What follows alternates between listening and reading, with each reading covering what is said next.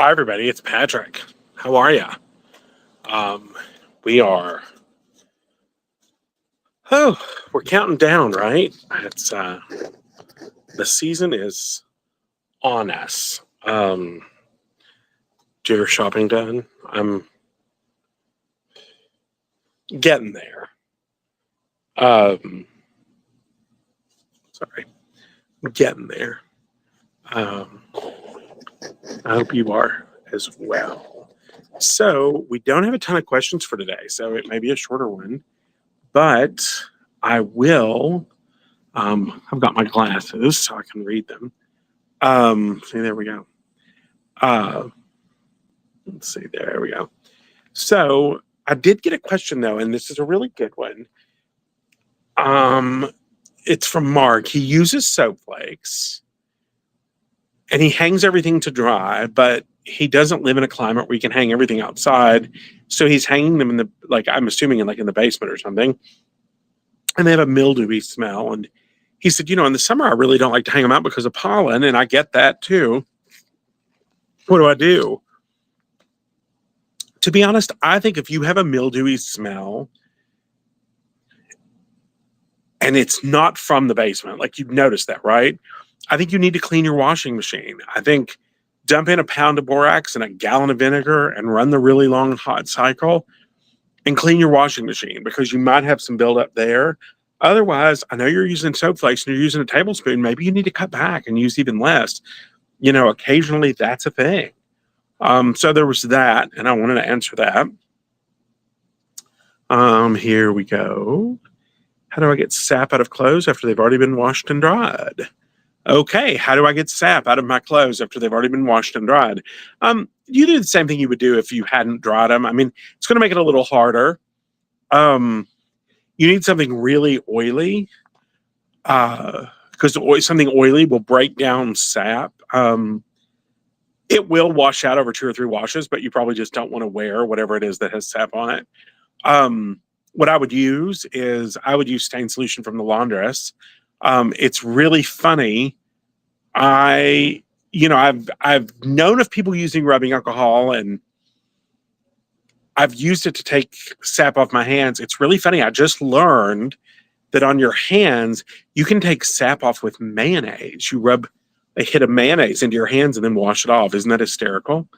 So it's sort of funny. To clean the washer, if you don't have borax, is there a substitute? What could you substitute? You're really looking for the grit, so baking soda won't do it. I mean, really, honestly, you could probably use a pound of salt. It would just be a lot more expensive than borax. Borax is so inexpensive. You could probably use a pound of salt. But you need a fair amount. I mean, you need enough to kind of run around the drum and scrub it. So, yeah. Oh, good. I'm glad you've got it. So what else do we have happening out there in the world? What other tips do I have to tell you leading into the final countdown? Store information. If you've ordered, your order is out. It's gone. And according to the post office, it's going to make it, no matter what it is. So we're going to track like crazy and see. And we'll see what happens. When do I use washing soda? Washing soda is when you have visible dirt. Think like soccer clothes. You use oxygen bleach for the sweat and washing soda for the dirt. Or gardening clothes. You use washing soda because your knees are dirty. You use oxygen bleach because you were sweaty, the sweaty neck, that sort of thing. Washing soda is when there's dirt. What it does is it boosts the cleaning power of your soap. So that's how it works. Hold on. Still working on shopping. Oh, good. I'm glad. I'm glad that you got it, and I'm glad that they are going to get it. If they're watching this live, hopefully they don't know who they are. And if they do, I mean, who doesn't want some laundry stuff in a book for Christmas? But well, thanks for shopping. But yeah, so everything should make it. We're gonna track like crazy, and we have snow today, so I'm so glad everything went out yesterday. Because we got our first big snowstorm of the day. Hey, Kristen. My foil balls come apart in the dryer. Yes, I do have a tip for this. When you roll them up, don't roll from one end to the other. Take your yard. I'm going to have to squeeze my hands in. Take your yard of aluminum foil. This is not a yard, but pretend it is. And roll from the edges toward the middle. So roll from the outer edges in toward the middle. And the reason you do that is all the seams end up inside the ball, and the ball is so much stronger that way. So that's the trick.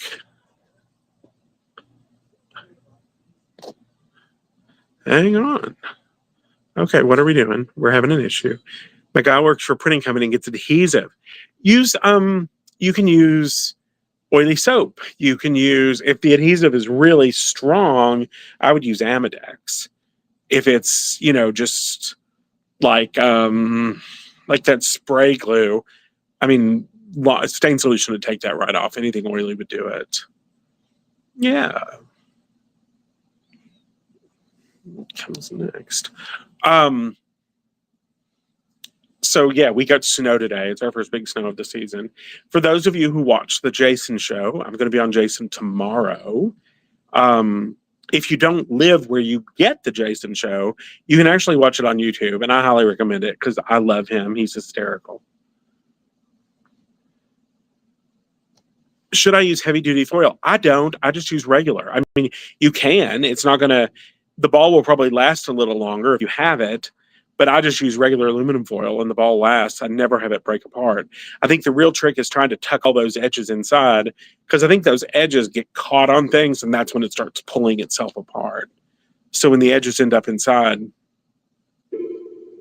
you should be good to go. Let's see what else we have happening.